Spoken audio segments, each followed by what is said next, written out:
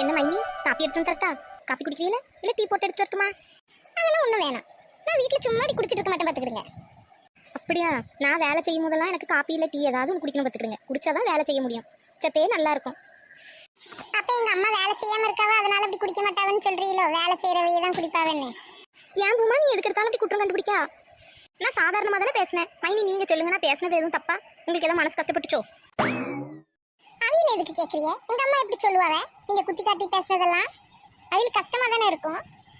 வேலை செய்யறவங்களுக்கு தான் காப்பி குடிக்கணும்னு தோணும். சும்மா வெட்டியா உட்காந்துறவங்களுக்குலாம் அப்படி தோணாதுன்ற அர்த்தத்துல தானே நீயே பேசுனீங்க. உங்களுக்கு என்ன, ஒரு மகன் பெற்று வச்சிருக்கிய, இதுதான் உங்களுக்கு வீடு. என்ன இருந்தாலும் இன்னொரு மகன் எதுவும் இருந்தா தெரியும். உங்க இஷ்டத்துக்கு ராஜாங்கம் பண்ணிட்டு இருக்கிய. எங்க அம்மா அப்படியா? 3 பிள்ளை பெத்து எங்க அம்மாக்கு என்ன பிரயோஜனம்? மகா வீடுன்னு வந்து உரிமையா இருக்க முடியுதா 2 நாள் இஷ்டத்துக்கு? இல்லையே.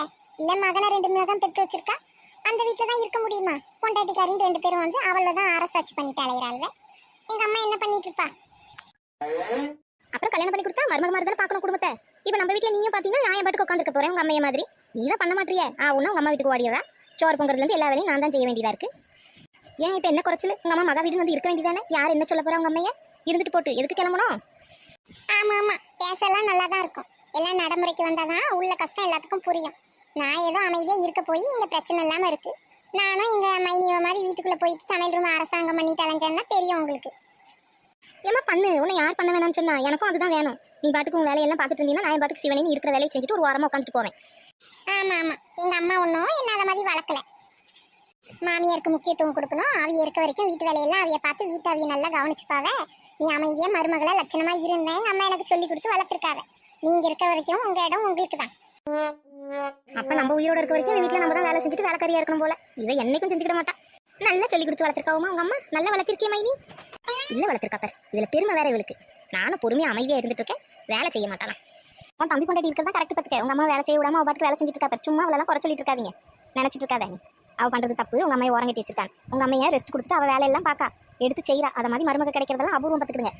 உங்க அம்மா வேணா தங்கிட்டு போட்டீங்க, ஒரு நாள் இல்ல 10 நாள் 1 மாசம் வேணா கூட உங்க அம்மா இங்க தங்கிட்டு. எல்லா உரிமையும் உங்க அம்மைக்கும் இருக்கு இந்த வீட்டுல. மக மட்டும் தான் பார்க்கணும்னு இல்ல, மகாலும் பார்க்கலாம். அதனால சும்மா வெறுப்பாயிட்டு இருக்காதீங்க 2 பேரும். நான் போய் காப்பி குடிச்சிட்டு வேலையை பார்க்கேன். உன் மாமியாரு மாதிரி அமைதியா இல்ல பார்த்துக்க. நல்லா பதிலுக்கு பதில் பேச ஆரம்பிச்சிட்டு ஒழுங்கு மரியாதையே இருந்துக்க. உன் மரியாதையை காப்பாத்திக்க, அவ்வளவுதான் நான் சொல்லுவேன். நீ வேறம்மா, அதை எப்படி பேச வச்சேன்னு பார்த்தால, அது வாயாலேயே உங்க அம்மா இருக்கட்டீங்கன்னு சொல்ல வச்சிட்டோம்ல. இனி நம்மளுக்கு இருந்த பிரச்சனை முடிஞ்சு போச்சு. இனி உன் இஷ்டத்துக்கு நீங்க இருக்கலாம். அதனாலதான் அப்படி பேசியது வாயிலிருந்து வர வச்சேன். என்ன நினைச்சிட்டு இருக்க உன் அவளை பத்தி? நம்மளை கேவலப்படுத்த வேற யாரும் வெளியிருந்து வர வேணாம். நீ ஒருத்தியே போதும்ல. வீட்டுல தண்ணி வரல, அதனால அம்மா 2 நாள் இருந்துட்டு போவான்னு சொன்னா தேவையில்லாம இந்த பிரச்சனையே இருந்திருக்காது. தேவையில்லாம உன் தம்பி கொண்டாட்டிய குறை சொல்லி அது இதுன்னு சொல்லி நீயும் வாங்கி கட்டினதும் இல்லாம இதுல வேற பெருமை உனக்கு. என்னம்மா சொல்றா? என்னது என்ன சொல்றா? அந்த கிளி கிழிச்சிட்டு போறா உன் மாமியா, உன்னை பெருமையாப்படுத்திட்டு போறா. உன் மேல இருக்க குற்றத்தெல்லாம் ஒவ்வொன்றா அடிக்க வச்சுட்டு போயிருக்கா. இதுல வேற எங்க அம்மா சொல்லி கொடுத்தா என்ன வேற இழுத்து விடுறா. மனசுக்குள்ள நினைச்சிருப்பா, இல்ல வளர்த்து வச்சிருக்கா பாருன்னு.